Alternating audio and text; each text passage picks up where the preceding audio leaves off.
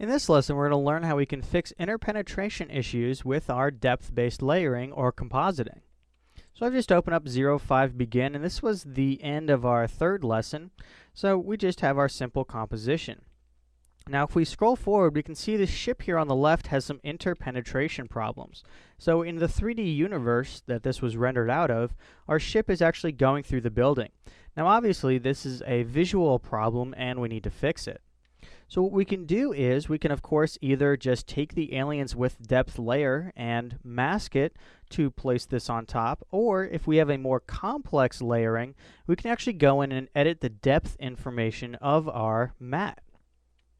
Now it is important to note that this interpenetration fix will only work with penetration between layers.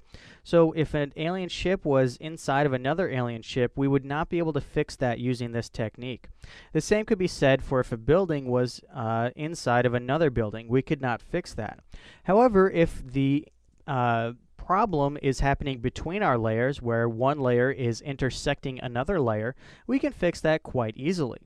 So let's go into our alien matte here, and what we can do is we can simply just overwrite the data.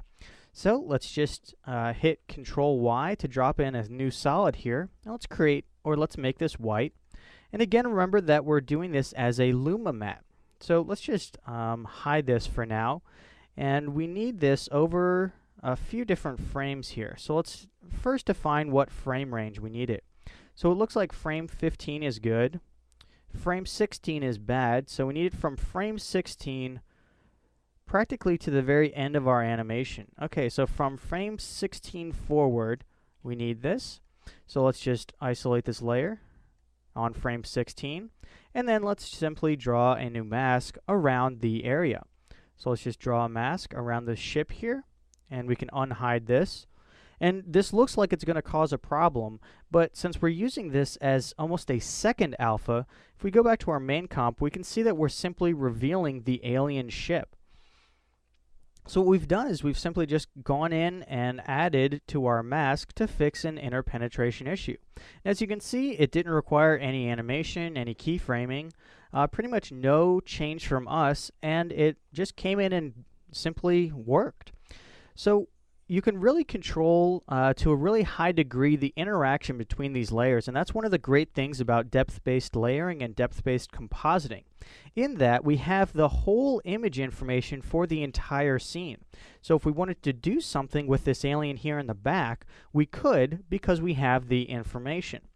Although, I mean, this is different from a regular render where we would just have the pixel data. So if we wanted to access the alien behind this building, there's nothing we could do if we simply hit the render button. So again, that's another positive with this layering technique, in that we have access to information and color information that we normally wouldn't. Now, of course, the downside to that is that we have to render the entire layer. And so if our building is covering up an incredibly complex object, we would, of course, have to render that complex object for every single frame. But again, this does give us a lot of flexibility if it works inside of our shot and our pipeline. So with that done, we can take a look at how we can fix an incorrectly created depth map that might have come straight from our 3D application. So we'll take a look at what errors can appear in depth maps and how they affect this depth-based layering technique in the next lesson.